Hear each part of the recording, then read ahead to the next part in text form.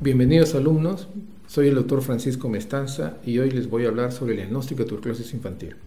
La tuberculosis infantil es bien difícil hacerlo, para ello es importante que tengamos 4 aspectos bien importantes, ¿no? La sintomatología, la exposición e infección, el diagnóstico bacteriológico y la radiografía de tórax. Comencemos un poco para detallar el diagnóstico de la tuberculosis en niños.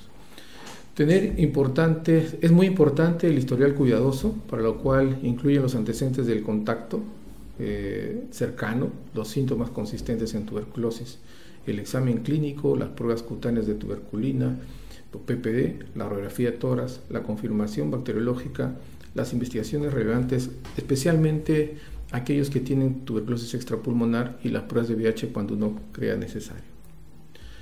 Cuando hablamos de tuberculosis infantil es importante tener en cuenta los factores de riesgo y por ello vuelvo a resaltar el hecho de tener un contacto cercano, sobre todo intradomiciliario, es muy importante. Saber si este es baciloscópicamente positivo, porque la probabilidad de infección de contagio va a ser mayor.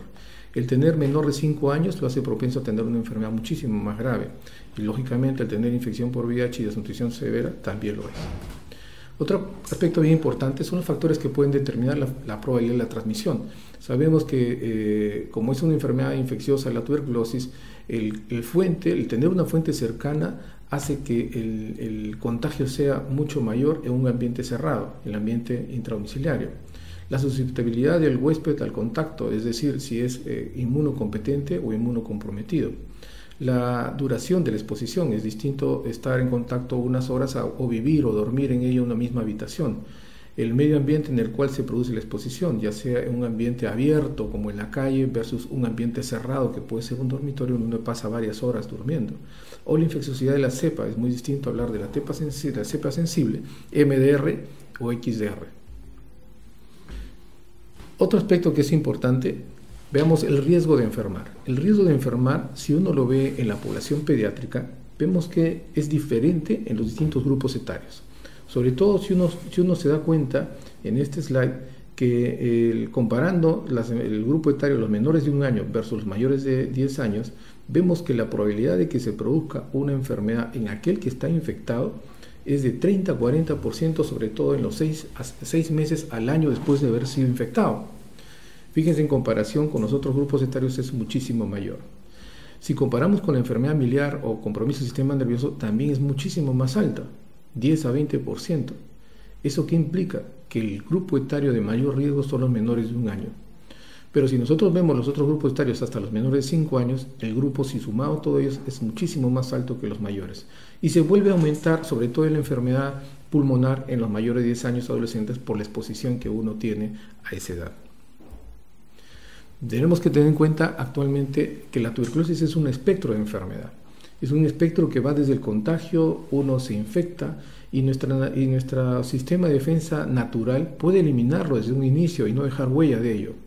Pero también es importante tener en cuenta que si el germen lucha contra nosotros, hace que nuestro organismo se defienda de una manera importante y puede ser que el organismo lo localice y quede en estado latente para que meses después o años después brote, presentando inicialmente una enfermedad subclínica y después la enfermedad tuberculosis clásica.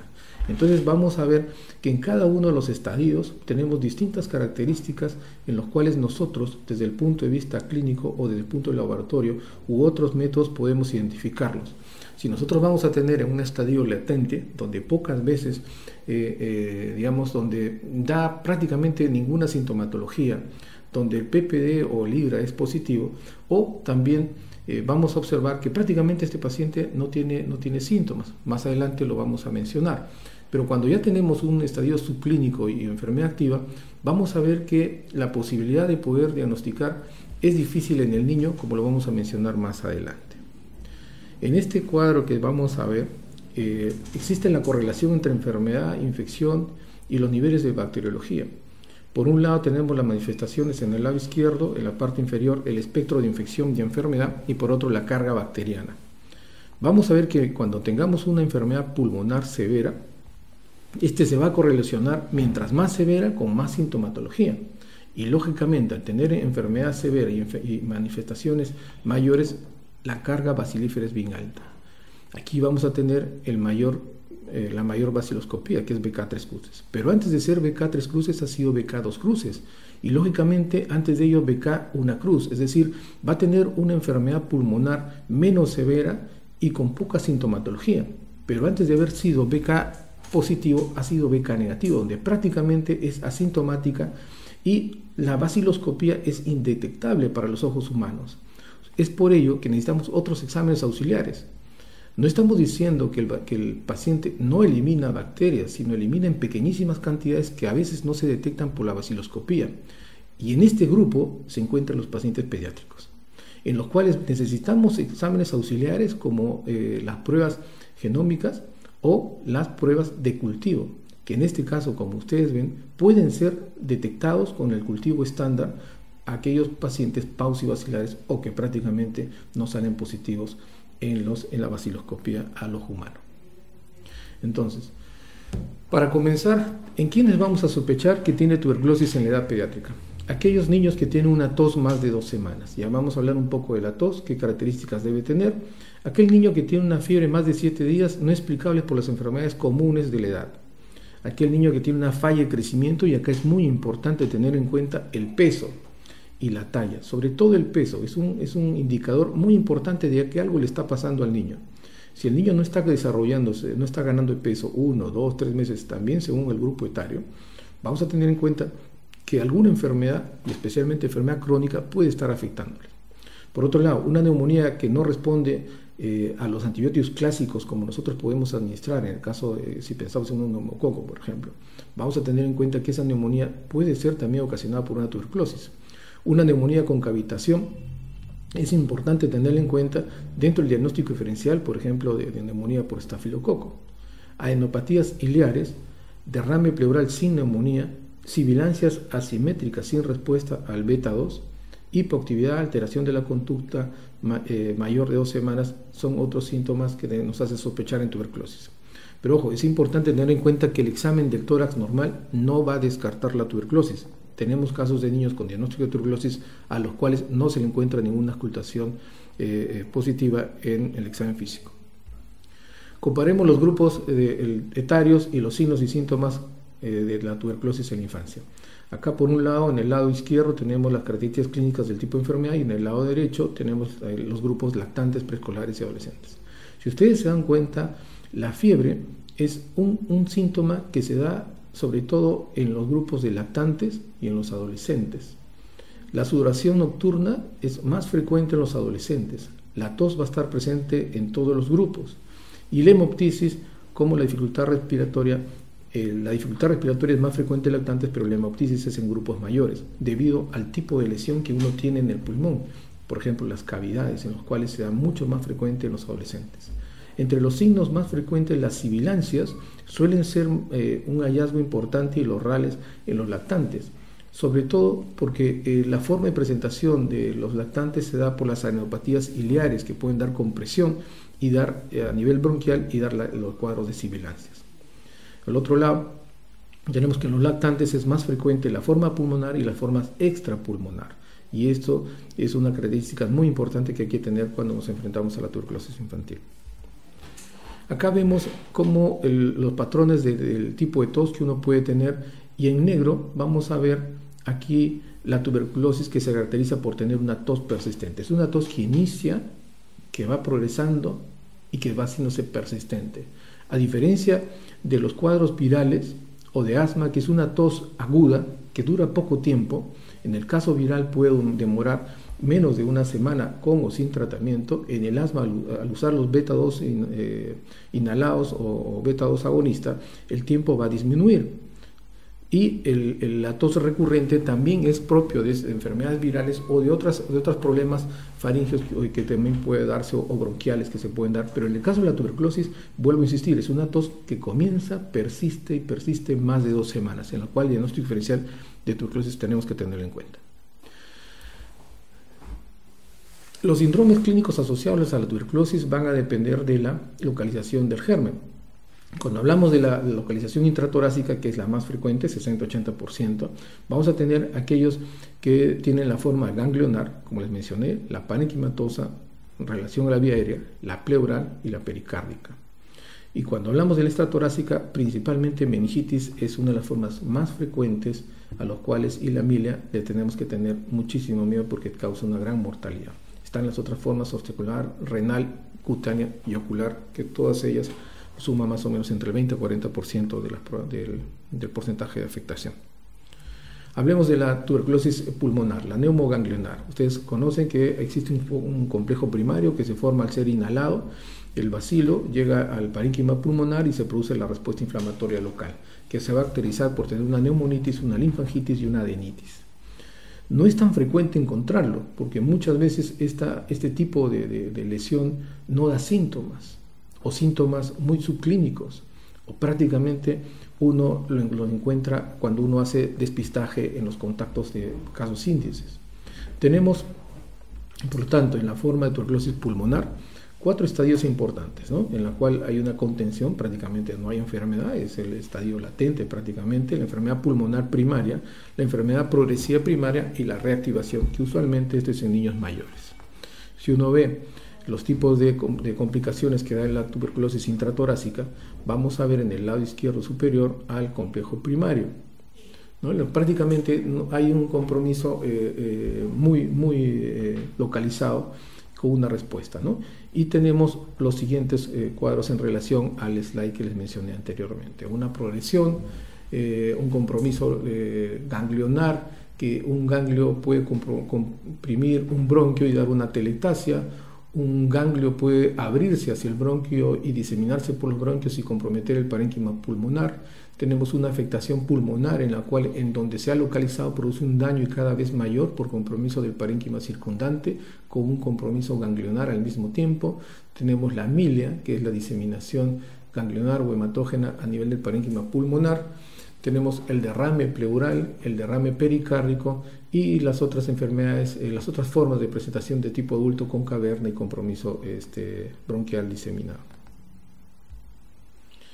La tuberculosis pleural unilateral generalmente se produce dentro de la infección primaria o reactivación luego de 6 a 12 meses después de la infección. Fíjense el tiempo, que es bien importante tenerlo en cuenta. El predominio generalmente es en adolescentes, en inmunocompetentes, y puede haber el PPD positivo. En el exudado, que es importante, el líquido pleural, que es importante, tenemos que analizarlo, es principalmente un exudado predominio linfocitario. Y el cultivo puede ser positivo, al igual que la biopsia pleural, que es el diagnóstico de elección.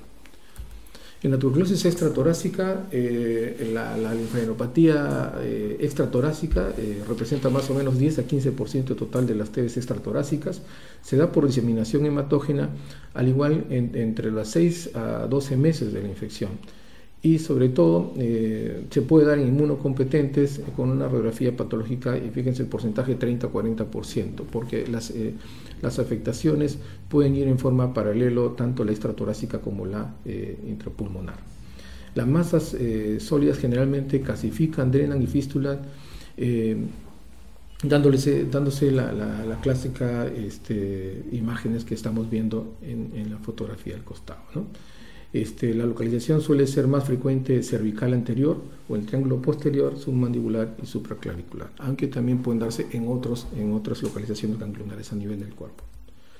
La MEC-TB, y es quizás una de las principales, es la principal causa de MEC subaguda, se da entre los 2 a 6 meses de la primera infección, es una complicación en la tuberculosis miliar, prácticamente el 50%. Eso significa que cuando nosotros veamos una tuberculosis miliar pulmonar, tenemos que pensar inmediatamente en la MEC tuberculosa.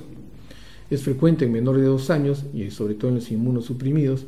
Puede haber el PPD positivo en un pequeño grupo de porcentajes, pero lo importante son los estadios de la meningitis tuberculosa. Un primer estadio temprano en el que prácticamente el niño tiene cambios de conducta, puede tener fiebre o no, pero sobre todo lo importante es el cuadro subagudo.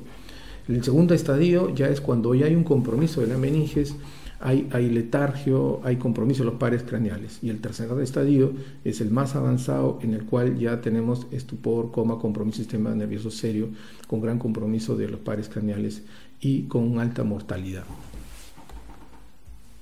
La tuberculosis miliar es común en los infantes y menores de 5 años, con una diseminación linfohematógena que se da a nivel de todo el organismo, entre los 2 a 6 meses de la primera infección, puede haber PPD negativo, y eso se da en gran porcentaje de los pacientes, síntomas inespecíficos.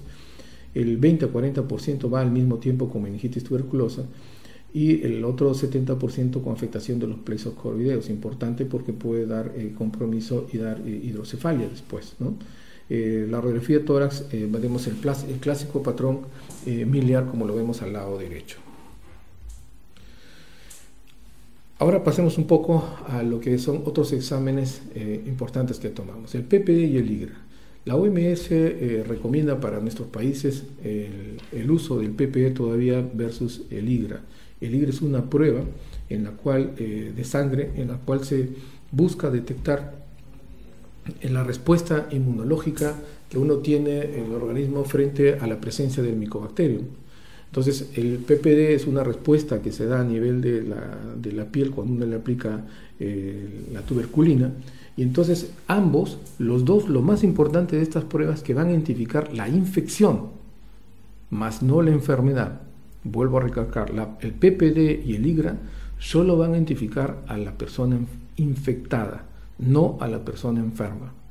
Si nosotros comparamos los costos, vamos a ver que el IGRA tiene un altísimo costo, por lo menos entre 50 a 80 veces más que el PPD. En la edad del paciente, si comparamos con el uso de la edad del paciente, el fabricante o los que han fabricado el IGRA lo recomienda para mayores de 5 años. En menores de 5 años su valor no está del todo consensuado. Para los que usamos el PPD, en los menores de 6 meses es bien difícil validar el PPD, sobre todo si el niño ha sido vacunado con la BCG. Es importante tener en cuenta que otros aspectos bien importantes del IGRA es que no tiene reacción cruzada contra otros micobacterios no tuberculosos y no se cruza con la respuesta a la BCG. Es decir, un niño puede tener la vacuna de la BCG, estar infectado, y a través del IGRA podemos identificar que está verdaderamente infectado, ¿no? Lo que a veces no sucede con el PPD, sobre todo en los menores de 6 meses. En cuanto a la especificidad, ya lo mencioné, los que están en relación a la BCG es muchísimo más alta que el IGRA. Y lo importante que cuando hablamos de inmunosuprimidos, los dos tienen una sensibilidad baja. En ese aspecto, los dos no son realmente tienen, digamos, el mismo grado de aceptabilidad para ambos lados. Entonces, tengamos en cuenta que todavía en nuestro medio es recomendable el uso del PPD. En cuanto a la confirmación bacteriológica, es otro criterio importante. Si bien es cierto, nosotros sabemos que la mayor parte de nuestros niños diagnosticados de tuberculosis son BK negativos, pero es importante, y sobre todo en el medio en que vivimos actualmente, que estamos rodeados de pacientes con resistencias, por ejemplo, monoresistencia isoniazida, multidrogoresistentes y XDR, es importante para nuestro medio tratar y hacer lo necesario para llegar a la confirmación bacteriológica. Sobre todo en aquellos niños que tienen una sospecha de resistencia a los medicamentos, ya sea por su evolución clínica con un tratamiento de TB sensible, aquellos que tienen la infección por VIH, aquellos complicados o que tienen casos graves de enfermedad por tuberculosis, aquellos que tenemos un diagnóstico incierto, sobre todo si no sabemos si es que hay un caso fuente al que les haya contagiado, o aquellos niños que han sido tratados previamente. Por lo tanto, tenemos que agotar todo lo necesario para poder buscar la confirmación bacteriológica, sobre todo en aquellos que son sintomáticos. Acá vemos un análisis en cuanto a la tuberculosis bacteriológicamente confirmada por microscopía. En negro están aquellos que son negativos y en blanco aquellos que han sido confirmados bacteriológicamente por microscopía. A mayor edad, mayor posibilidad de confirmación bacteriológica. Pero en los casos menores de 5 años tenemos un grupo todavía pequeño, pero importante y no despreciable para descartar la bacteriología en aquel grupo etario. Por lo tanto, es importante tener en cuenta que tenemos que buscar la oportunidad de diagnóstico también por baciloscopía, ¿no? Cuando vemos esta tabla en relación, este gráfico con relación a la tuberculosis bacteriológicamente confirmada por cultivo, vemos que de la misma manera, en color negro están aquellos que están confirmados bacteriológicamente, y en lo cual nosotros no debemos de despreciar la posibilidad de encontrar el germen en los niños menores de 5 años. Por lo tanto, estamos teniendo en cuenta que los menores de 5 años son aquellos que son más propensos a tener riesgo de enfermedad más grave, aquellos que sintomáticamente pueden tener casi pocos síntomas o ninguno, pero cuando se les da la enfermedad pueden tener enfermedad muchísimo más grave, aquellos que bacteriológicamente tienen gran posibilidad de no tener baciloscopía positiva, pero el cultivo puede salir positivo. Por lo tanto, insisto, no debe dejarse pasar la oportunidad de diagnosticar bacteriológicamente la tuberculosis en los niños, ¿no? Para ello utilizamos distintos métodos, ¿no? Especialmente en los niños que no expectoran, porque el que expectora se comporta como un niño o un adulto mayor, ¿no? Un adolescente o un adulto, en los cuales no necesitan mayor procedimiento. Pero en los niños que no expectoran, usualmente menores de 12 años, especialmente los menores de 5 años, tenemos una serie de procedimientos que podemos utilizar para diagnosticar, ¿no? El aspirado gástrico, esputo inducido, la expectoración normal, inclusive muchos más invasivos como se menciona acá. De todos, digamos, el aspirado gástrico y el esputo inducido es lo más recomendable y es lo más práctico, ¿no? Lo importante es que en estas pruebas, especialmente en el aspirado gástrico, el paciente tiene que estar en ayunas y se le debe tomar en las primeras horas del día. Lo ideal es que esté el niño en un ambiente hospitalario en el cual puede estar hospitalizado y en la madrugada se le introduce, o ya puede haberse introducido en la noche previa una sonda y en la madrugada se le aspira. Pero eso no significa que nosotros no podamos hacerlo en aquel paciente que viene en forma ambulatoria. En mi hospital, en el Hospital San Bartolomé, nosotros tenemos la experiencia de poder hacer estos procedimientos tempranamente. A los pacientes los citamos alrededor de las 7 de la mañana y hacemos el procedimiento del aspirado gástrico. De la misma manera, el esputo inducido es un procedimiento que al paciente se le nebuliza con un suero fisiológico, pudiendo ser necesario o suficiente para que expectore, o en algunos casos inclusive colocarle beta-2 agonista para que pueda ser estimulado la producción de secreción, ¿no? Por ende, tenemos que mejorar las estrategias en nuestros niños, mejorar la colección de la muestra. Tiene que ser una persona entrenada en el aspirado de aspirado gástrico, en la recolección de muestras de esputo inducido. Tenemos que mejorar, digamos, hay distintos estudios que comparan el tomar la misma muestra en un mismo día, más de una muestra, por ejemplo, en una hora, pasado 2 horas, puede volverse a tomar la muestra, la cantidad de esputo, el entrenar al niño para que pueda expectorar versus aquellos que no son entrenados. Lógicamente, mientras más uno prepara al paciente, la probabilidad de que el procedimiento sea mejor es mayor, ¿no? Entonces, el procesamiento de la muestra también es bien importante. No solo vamos a recolectar, sino ¿qué hacemos con la muestra? Si no tenemos la posibilidad de llevar a un laboratorio, vamos a desperdiciarla. La calidad en el transporte. Si esta muestra no va a ser procesada en las próximas 4 horas, tiene que ser refrigerada y de ahí llevada al laboratorio donde va a ser procesado. Sobre todo si es que nosotros vamos a querer que el paciente tenga un cultivo, que es lo indicado en todos los niños, el procedimiento del cultivo. Acuérdense que por norma, aquel paciente que tiene BK negativo tiene que ir a un cultivo, sobre todo un cultivo rápido. Existen otras pruebas, como les mencioné en gráficos anteriores, en los cuales las pruebas genómicas o moleculares cada vez más detectan al bacilo de tuberculosis en menor cantidad de bacilos por mililitro de muestra que uno va. Entonces, estos métodos, en comparación con la baciloscopía, tienen muchísima más sensibilidad. Y actualmente se está buscando la manera que a todos los pacientes pediátricos se les somete esta prueba de ExPER o Genotype ExPER en especial, que nos va a servir como tamizador, más no necesariamente resistencia, puesto que se ha demostrado que el ExPER, al menos la técnica que se está utilizando hasta ahora, detecta la resistencia a rifampicina, pero no a isoniazida, que en nuestro medio tiene una incidencia importante. Entonces, sí nos va a servir como tamizador, y si sale resistencia a rifampicina nos va a ayudar muchísimo para iniciar el tratamiento precozmente. Esta prueba molecular es una prueba cuya respuesta es básicamente a las 2 o 3 horas de haberse procesado. a diferencia de otros que demoran muchísimo más tiempo. El genotype que tenemos en nuestro medio también es otra prueba molecular que también diagnostica, pero la diferencia es que demora un poco más, 2 a 3 días para poder darnos una respuesta a la muestra que hemos enviado, ¿no? El cultivo sigue siendo el gold standard para el diagnóstico de la tuberculosis. No solo nos sirve para confirmar el diagnóstico, sino también nos sirve como una prueba de sensibilidad fenotípica. Nos va a dar, en el caso que salga positivo, los antibióticos que pueden ser sensibles o resistentes de nuestro paciente, ¿no? Tenemos 2 tipos, el medio líquido y el sólido. El sólido es el gold estándar. Y los líquidos que ahora nos dan una respuesta muchísimo más rápida. Tenemos el MOTS y el MIGIT Bactel, en los cuales se utiliza acá en el país y nos dan una respuesta en comparación con el sólido, que demora más o menos cerca de 2 a 3 meses. Los líquidos nos dan un cultivo entre 15 días a 2 meses. Es bastante diferencia.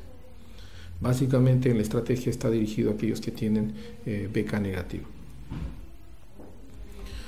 Importante en los aspirados gástricos, por lo tanto, el aspirado gástrico, debemos de tener más de 2 o más aspirados gástricos, aumentan el rendimiento para la prueba, ¿no? Y que sea tomado en forma adecuada y enviado en forma adecuada para su procesamiento.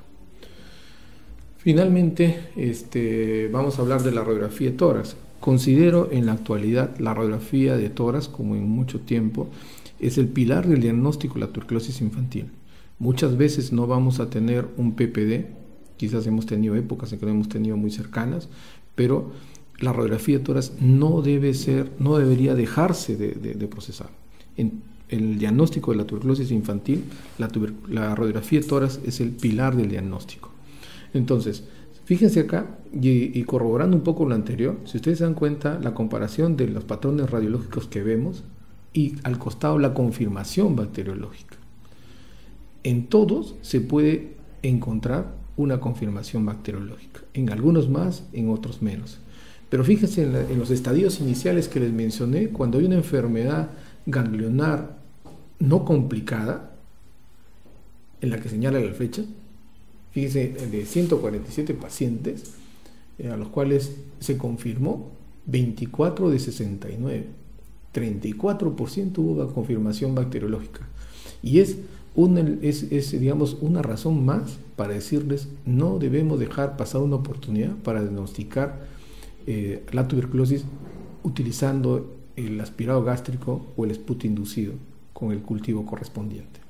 En las otras formas ya más complicadas, el porcentaje de aislamiento por cultivo es mayor, ¿no? Como aquellas que tienen compresión de la vía aérea o consolidación parenquimal, ¿no? Entonces, lógicamente, en el caso de las formas adultas, prácticamente casi el 100% se puede detectar. Aún en las formas miliares también se puede encontrar, ¿no? Y fíjense el último detalle en el complejo primario, que prácticamente muchos por año se consideraba que era negativo. También podemos encontrar positividad, sobre todo en el cultivo.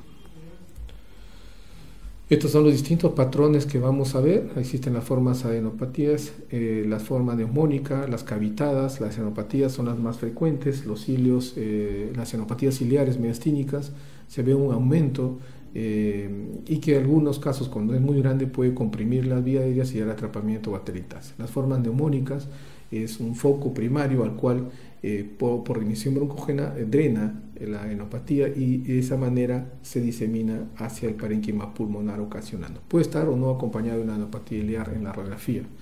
Y las formas capitadas, sobre todo, es más frecuente en los adolescentes que en los más pequeños, ¿no? Las formas clásicas.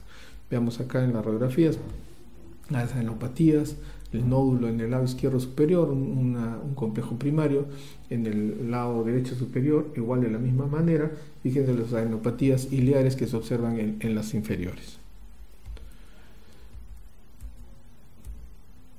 Otras formas, tenemos las formas endobronquiales, aquellos que se pueden dar en niños menores de 5 años, es el crecimiento que se da dentro de la luz bronquial, disminuye la luz bronquial y da un fenómeno de válvula y puede ocasionar atrapamiento de aire o también puede llegar a comprimir y dar atelectasias, ¿no? Obstruir de todas maneras y dar unas atelectasias posteriores.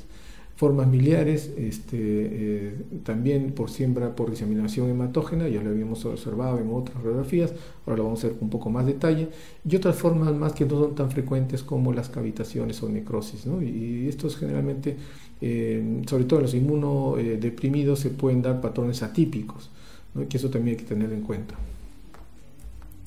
Vemos en la superior izquierda la TV miliar. En la superior derecha la forma pleural, la consolidación en el inferior izquierdo y las cavidades en la inferior derecha. Finalmente, la tomografía es uno de los exámenes auxiliares que últimamente se está utilizando con bastante frecuencia.